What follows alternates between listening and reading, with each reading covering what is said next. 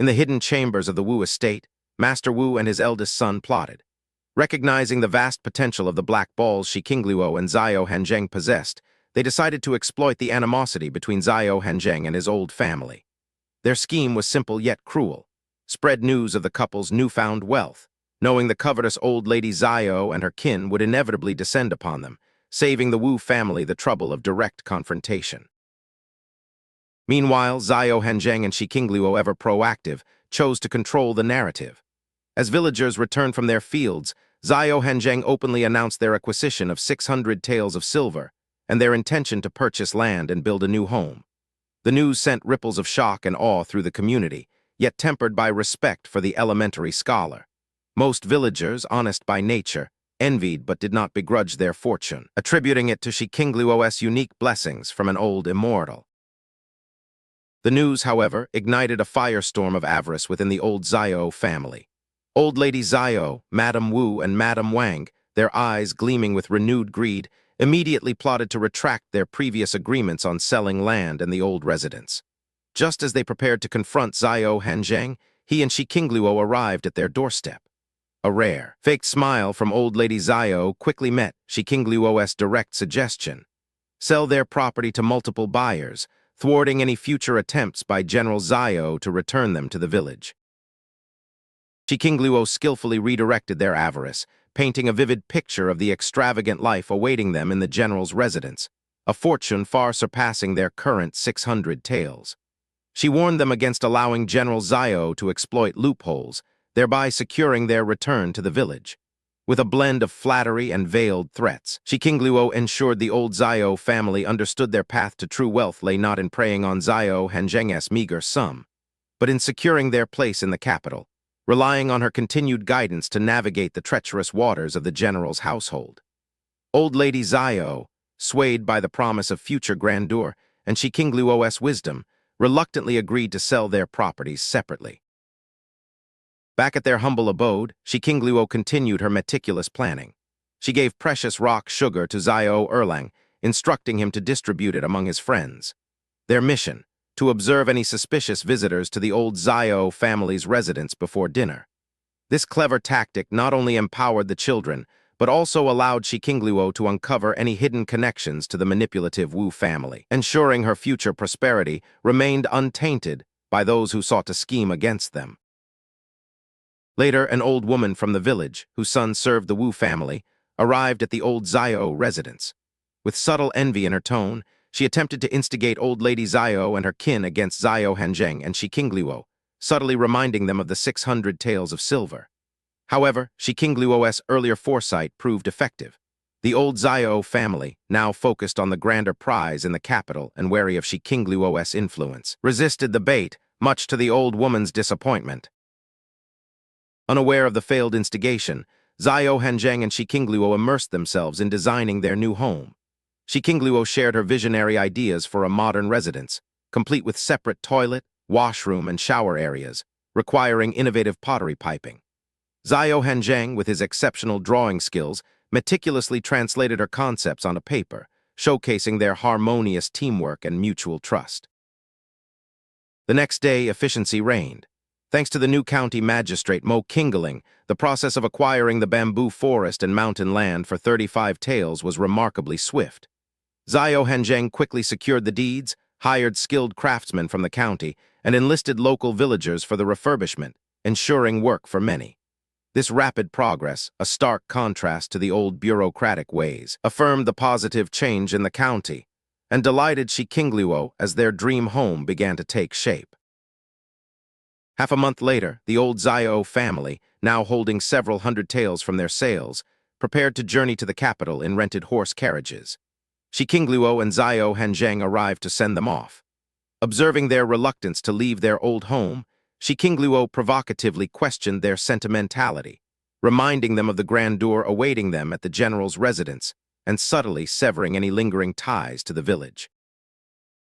Drawing old Lady Xiao aside, Shi Qingluo probed her, subtly confirming the old woman's travel plans by carriage, not by boat, due to concerns about seasickness and dangers. To reinforce her influence and ensure her advice was heeded, Shi Qingluo cryptically referenced her old immortal master, implying an all-knowing power that unnerved old Lady Xiao and cemented her belief in Shi Qingluo's strategic mind. With final, deceptive pleasantries, Shi Qingluo bid the old Xiao family farewell, her smile masking a deeper scheme. She entrusted Xiao Hanzheng with the rest, hinting at the orchestrated robbery to befall them on their journey. Xiao Hanzheng, departing for a medical consultation trip to the prefecture, embraced his role in ensuring the old Xiao family's path to the capital would be fraught with hardship, a calculated move to humble them before they could stir further trouble. After days supervising construction and cultivating rare plants, Shi Qingluo returned home to find Bai Zhu awaiting her, eager to report on the thriving white sugar sales in the capital. He was taken aback by her nonchalant reaction, as she calmly asserted the predictable success of selling a scarce, high-status product to the aristocracy. For Shi Qingluo, this was merely the natural outcome of her strategic planning. Demonstrating another facet of her enigmatic persona, Shi Qingluo introduced Bai Zhu to the intricate art of gongfu tea. With fluid elegance, she brewed a rich, refreshing tea, explaining the meticulous process and its symbolic name. Bai Zhu, impressed by her knowledge and the refined experience, was eager to learn, envisioning how this sophisticated ritual could enhance his own social and business interactions. The conversation turned to the vibrant, three-colored chrysanthemum in the courtyard, a testament to Shi Qingluo's unique cultivation skills. When Bai Zhu questioned her continuous need for money despite her recent earnings, Shi Qingluo unapologetically declared her ambitious plans. A new house costing hundreds to thousands of taels, replete with modern amenities and several workshops. Her declaration that she earned money purely for sheer pleasure, and to spend it left Bai Zhu utterly speechless, wondering if Xiao Hanzheng truly knew the extent of his wife's extravagant vision. Shi Qingluo, sensing Bai Zhu's skepticism about her ambitions, pressed him to make a decision on her unique three-colored chrysanthemum. She agreed to his offer of 300 taels, but with a crucial condition. Bai Zhu must help her acquire sheep's oil and wool. Though perplexed by her unusual request, Bai Zhu conceded, recognizing the potential value in her rare cultivated flowers and the opportunity to enhance his reputation in the capital. Buoyed by Bai Zhu's agreement, Shi Qingluo confidently proclaimed her ability to cultivate even rarer flowers, like ink chrysanthemums, blue and green chrysanthemums, and multicolored camellias, demanding 400 taels per bouquet due to their heightened rarity and value in scholarly circles. Bai Zhu, now fully convinced of her extraordinary talent, gritted his teeth and agreed, eager to leverage these unique creations to penetrate the capital's upper-middle-class social circles. Seizing the moment, Shi Qingluo offered yet another secret skill, the invention of floor and ceramic tiles. She described them as fireproof, waterproof, corrosion-proof, and aesthetically versatile alternatives to costly marble, all at a significantly lower production cost.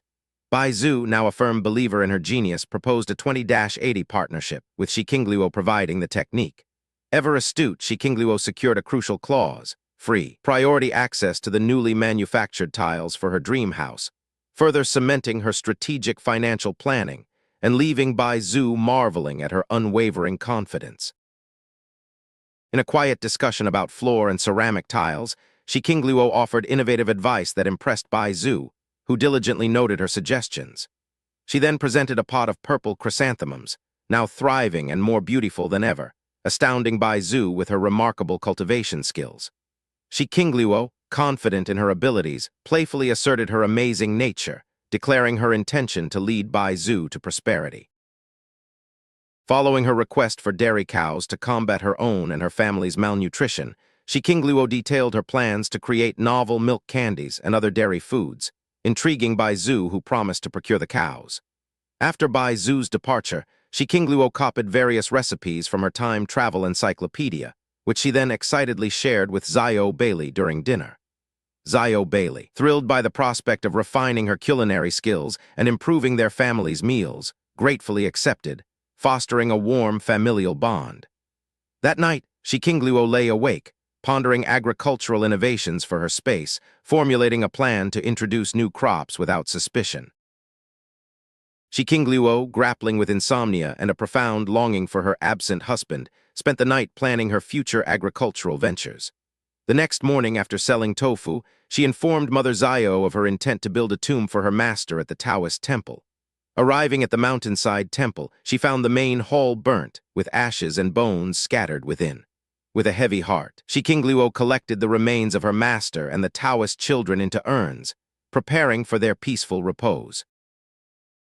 In the Taoist temple's backyard, Shi Qingluo meticulously reclaimed a patch of land using tools from her space, planting pepper seeds and corn seedlings using an interplanting method to maximize yield and benefit. These new, resilient species, resistant to cold, drought, and disease, were carefully watered with her special spring water. Leaving the urns of ashes in the main hall, she planned to consult a feng shui master with her husband upon his return. After wandering the mountains fruitlessly for other resources, Shi Qingluo was about to descend when a distinctive sound caught her attention. Following the sound, Shi Qingluo discovered a fierce black wild goose entangled in a python's grip, its desperate struggle and unwavering will to survive moving her. Swiftly intervening, she incapacitated the python and rescued the goose, releasing the snake unharmed as her family had no need for its meat. She then offered the exhausted wild goose spring water from her space, observing its unusual intelligence as it drank, solidifying her decision to abduct and raise it as a house guardian. Shi Qingluo successfully brought the clever goose home, naming it Dummy. Though Zhao Erlang initially saw it as dinner, Dummy's aggressive defense quickly established its role as a formidable guard. Days later, as Xiao Hanzheng returned, Dummy instinctively lunged, only to halt at the edge of his latent murderous aura. Shi Qingluo emerging, playfully called Dummy away, leaving Xiao Hanzheng and his companion, Fei Yuge, intrigued by the goose's intelligence and its unusual bond with his wife. Shi Qingluo confidently introduced Dummy as their new house guardian, captivating Fei Yuge with tales of geese's guarding prowess. Xiao Hanzheng, observing Fei Yuge's subtle surprise at his marriage to a village girl, formally introduced his wife, Shi Qingluo, to the elegant young master Fei, then invited him for tea, a gesture intended to showcase his wife's exceptional qualities. With elegant movements, Shi Qingluo prepared gongfu tea, astounding Fei Yuge with both her technique and the tea's exquisite flavor. As they conversed, Shi Qingluo learned of Fei Yuge's prominent family background and his plea for Xiao Hanzheng to treat his nephew's peculiar illness. Fei Yuge, impressed by Shi Qingluo's knowledge and the tea-making ritual, began to see her as more than just an ordinary village girl. After Fei Yuge departed, Xiao Hanzheng expressed his affection for Shi Qingluo, acknowledging her strength in his absence. He then revealed his hidden past, explaining how he had stumbled upon a divine doctor's secret medical inheritance, becoming his fated disciple. This accident, he clarified, allowed him to meet Fei Yuge and arrange for his nephew's treatment at their village home, establishing his legitimacy as a skilled physician, while subtly laying groundwork for future plans. Shi Qingluo and Xiao Hanzheng playfully acknowledged their shared fated masters, reinforcing their destined connection. Shi Qingluo inquired about Fei Yuge's influential capital background and his nephew's critical, unique illness, which Xiao Hanzheng confirmed he could treat. They anticipated that by the time Fei Yuge brought his nephew, their impressive new home, meticulously planned for both family and guests, would be nearly complete. The wicked gleam in her eyes, Shi Qingluo eagerly plotted to expose Xiao Yuanqi's misdeeds to Fei Yuge, confident it would damage his standing among the capital's civil officials. Xiao Hanzheng affirmed the plan, hoping it would, combined with the efforts of old lady Xiao's group, impede his father's career. He revealed their calculated diversion of old lady Xiao's journey, ensuring they would encounter bandits just before reaching the capital, forcing them to arrive in a pitiable state, but still alive. Meanwhile, after nearly a month of arduous travel, old lady Xiao and her family arrived at the capital gates, their clothes in tatters and their spirits broken.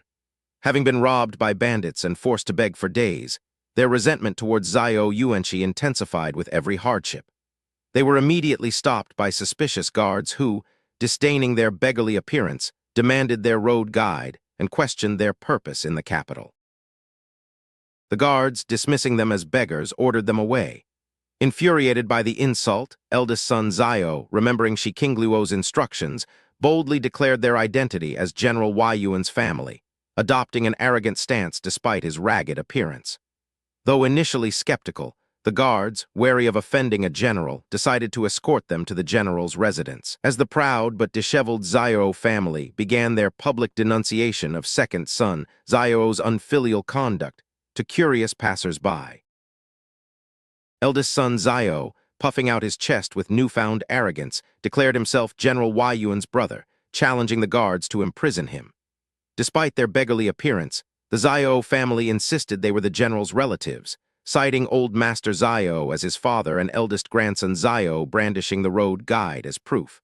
The guards, wary of offending a general, agreed to lead them to General Wai Yuan's residence, with old Master Xiao courteously accepting, prioritizing reaching their destination.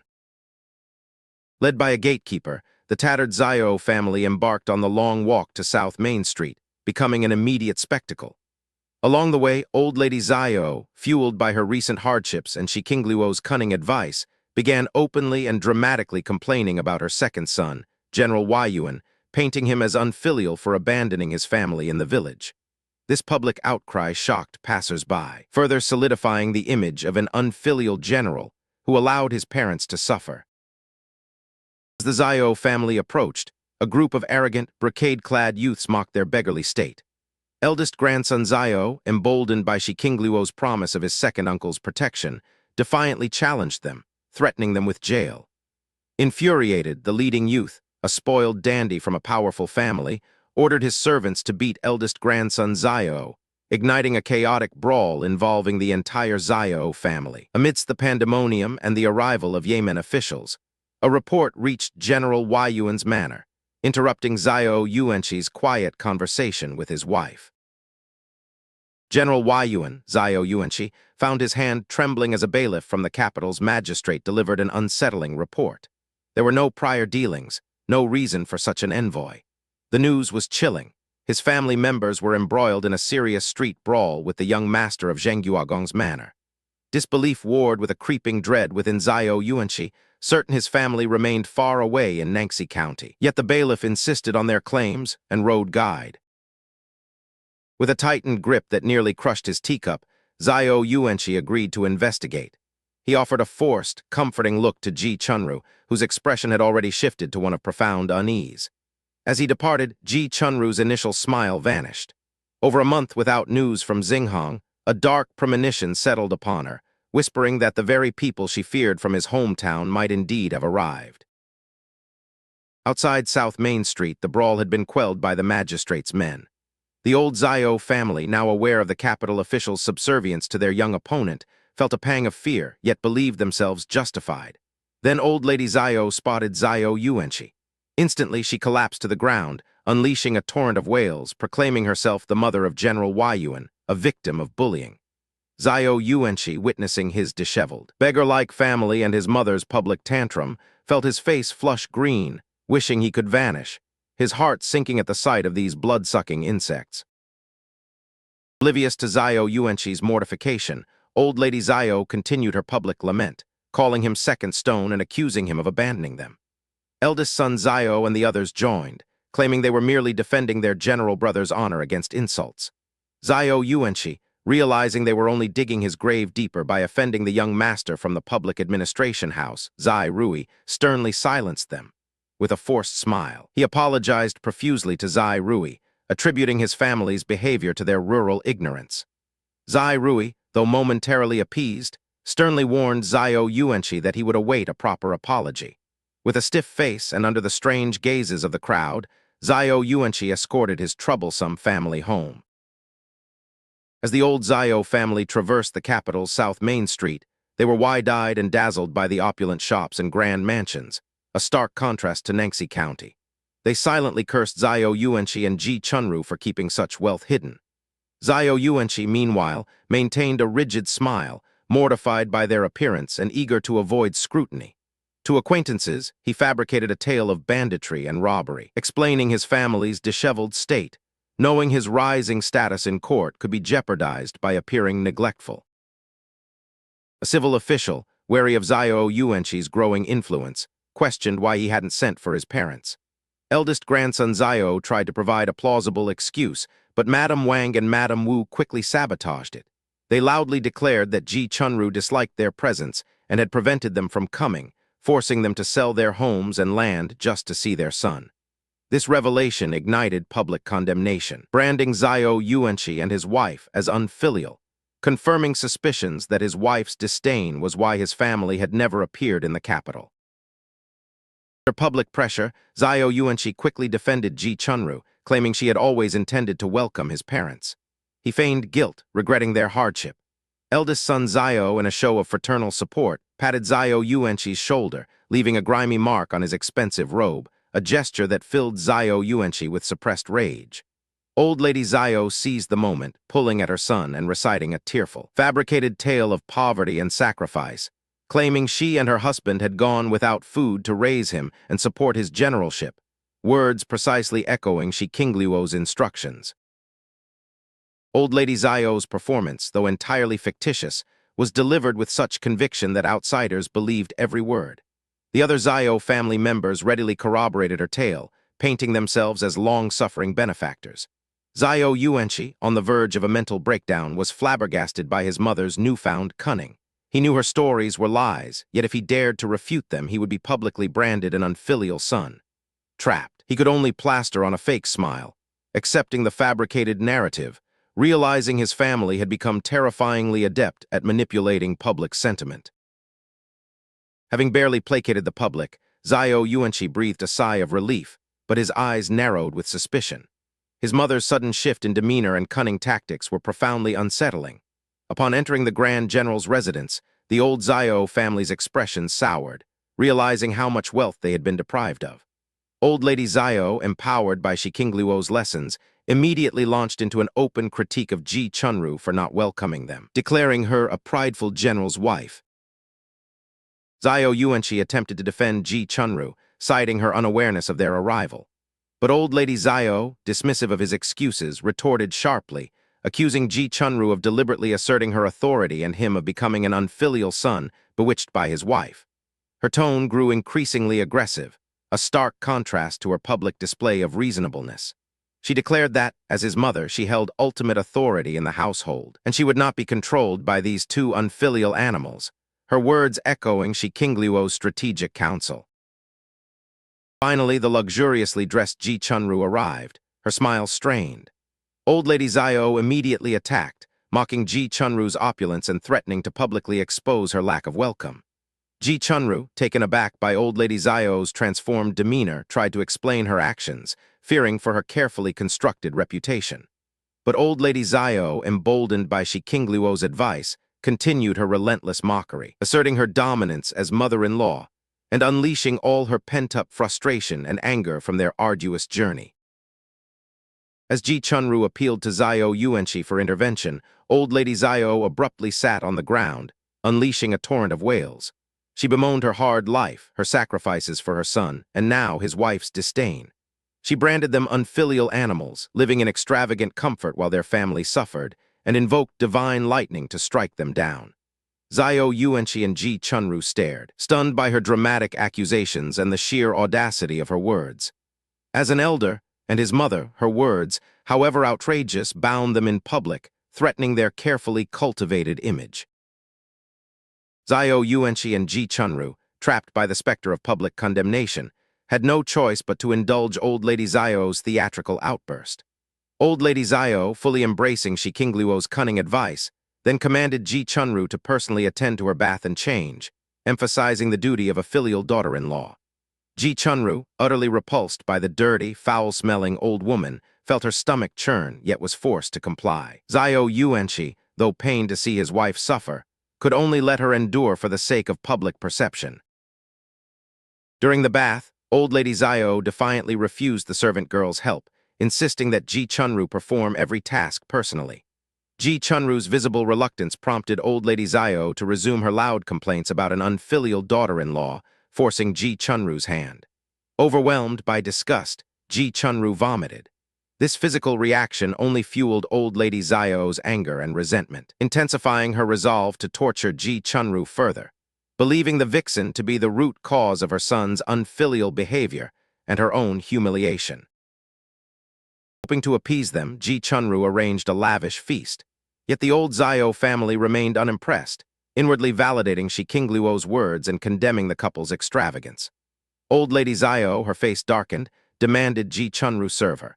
When Ji Chunru tearfully looked to Xiao Yuanqi for help, Old Lady Xiao slammed her chopsticks down, accusing Ji Chunru of suffering over a simple request. She then venomously called Ji Chunru a concubine, even mentioning Madame Kong, a remark that pierced Ji Chunru's heart and darkened Xiao Yuanqi's face further. Defending her status as a legitimate wife, Ji Chunru inadvertently provoked Old Lady Xiao further.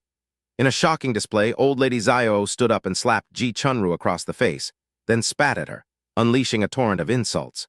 She branded Ji Chunru a shameless B*TCH, a jinx and a burden, accusing her of trying to sow discord and being worse than a concubine, echoing Shi Qingluo's preemptive warnings. Xiao Yuanqi, torn between his suffering wife and the imperative of maintaining filial piety, could only bellow enough, his heart aching for Ji Chunru, yet frustrated by his mother's relentless and deeply personal attacks. Seeing Xiao Yuanqi's distress, Old Lady Xiao escalated her attack. She dramatically collapsed to the floor, wailing about their arduous journey and Xiao Yuanqi's beastly ingratitude.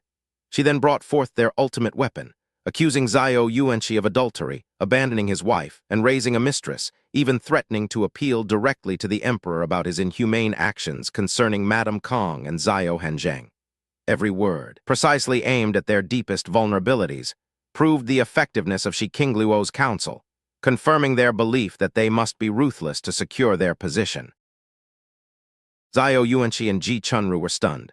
Old Lady Xiao's accusations were alarmingly precise and directly threatened their standing, fearing public exposure would damage their careers. Xiao Yuanqi, desperate, quickly helped his mother up, offering placating words about their delayed plans and his true desire to care for them. Old Lady Xiao, inwardly triumphant from Shi Qingluo's successful strategy, allowed herself to be coaxed, though she did not believe his words. Ji Chunru, wiping away tears, sullenly resumed serving, but her heart burned with a silent promise of future vengeance. Old Lady Xiao continued her meticulous torment of Ji Chunru during dinner, finding fault with every dish, while Old Master Xiao's endless complaints prevented Xiao Yuanqi from intervening. Afterward, Old Lady Xiao demanded a tour of Ji Chunru's courtyard, only to erupt in renewed accusations. She condemned their lavish living while forcing her to a remote wing, citing filial impiety. Under the crushing weight of filial obligation, Xiao Yuanqi was forced to yield his and Ji Chunru's private courtyard to his parents, sealing their humiliation. Later, Xiao Yuanqi pressed Old Lady Xiao about selling their land and her newfound cunning, suspecting Xiao Hanzheng was the mastermind. Old Lady Xiao, guarding Shi Qingluo's secret, vehemently denied it, turning the blame back on Xiao Yuanqi and threatening to appeal to the Yushi and even the emperor if they were forced to leave. Stunned by her knowledge of officialdom and her relentless manipulation, Xiao Yuanqi was now convinced of a malicious mastermind. He vowed to uncover the puppet master and send his troublesome family away, utterly unaware that his little wife Shi Qingluo had orchestrated this elaborate, vicious gift. After a contentious dinner, Ji Chunru, with silent tears, subtly conveyed her distress to Xiao Yuanqi, mouthing the name Xinghong. Xiao Yuanqi, his heart aching at the sight of the palm print on his beloved wife's face, felt a familiar surge of helpless anger towards his mother. Bound by the political intricacies of the capital, he could not openly defend Ji Chunru as he once would have, fearing the watchful eyes of hidden spies within his own residence. Breaking his silence, Xiao Yuanqi inquired about Xinghong. Old Lady Xiao, reveling in the moment, declared that the maid had run off with a merchant, a story prearranged by Shi Qingluo to further torment Ji Chunru. With a pointed finger and a venomous glare, Old Lady Xiao then likened Ji Chunru to her shameless maid, demanding jewelry and fabric to compensate for alleged damages to her niece's reputation. Ji Chunru, seething internally and without proof to refute, was forced to outwardly comply, her carefully constructed image threatened. The old Xiao family settled into the general's residence, turning Ji Chunru's life into a daily ordeal. Forced to wake before dawn to serve Old Lady Xiao, attend to her every meal, and even assist with her baths, Ji Chunru was relentlessly bullied by Old Lady Xiao, Madame Wang, and Madame Wu. Her attempts to feign illness or seek solace from Xiao Yuanqi were met with louder tantrums from Old Lady Xiao, threatening her carefully cultivated reputation. Pushed to the brink of madness, Ji Chunru tearfully pleaded with Zhao Yuanxi to send his family back to the village, a plea he readily agreed to in his own desire for peace. Meanwhile, back at their own residence, a joyous atmosphere enveloped Zhao Hanzheng's family. After a heartwarming dinner celebrating Zhao Hanzheng's return, Shi Qingluo and her husband enjoyed an evening stroll. Their pet goose, Dummy, playfully vied for Shi Qingluo's attention, much to Zhao Hanzheng's amused bewilderment. When Shi Qingluo jokingly instructed Dummy to call Daddy, the goose's perfunctory honk left Zhao Hanzheng to wonder about his unexpected new role as a father to a large, demanding fowl. Under the golden glow of the setting sun, Shi Qingluo and Zhao Hanzheng walked hand in hand towards their new, half-built home, a loyal goose, Dummy, trailing behind them. Zhao Hanzheng, experiencing a profound shift in his life, reflected on the joy of his reunited family and the promise of a future with his intelligent and affectionate wife. The dark shadows of his past began to dissipate, replaced by a radiant sense of hope as he looked upon the burgeoning symbol of their new life. Zhao Hanzheng, cherishing these intimate moments, promised to entrust all his recent earnings from medical consultations to Shi Qingluo. Though indifferent to wealth, Shi Qingluo appreciated his gesture. Leaning against him, she affectionately suggested they use the money to acquire the mountain behind their old house and the barren land at the village entrance, initiating an ambitious agriculture business. She tasked him with recruiting workers, not just to share the burden, but to empower him with a sense of accomplishment, strengthening their bond. Shi Qingluo further articulated her grand vision, to establish workshops and shops to sell their goods, drawing merchants and revitalizing their stagnant county. Beyond personal gain, she yearned to elevate the living standards of the sallow and impoverished people she often saw. Zhao Hanzheng, impressed by her foresight, readily agreed to her plans, intending to publicly attribute their newfound wealth to his manuscript earnings and the Wu family's silver, strategically deflecting envy and solidifying their social standing. Shi Qingluo then proposed a brilliant strategy. Zhao Hanzheng should compile and publish imperial examination exercise books. This, she argued, would not only generate income but also significantly boost his reputation, establishing him as a pioneering scholar across Dalian.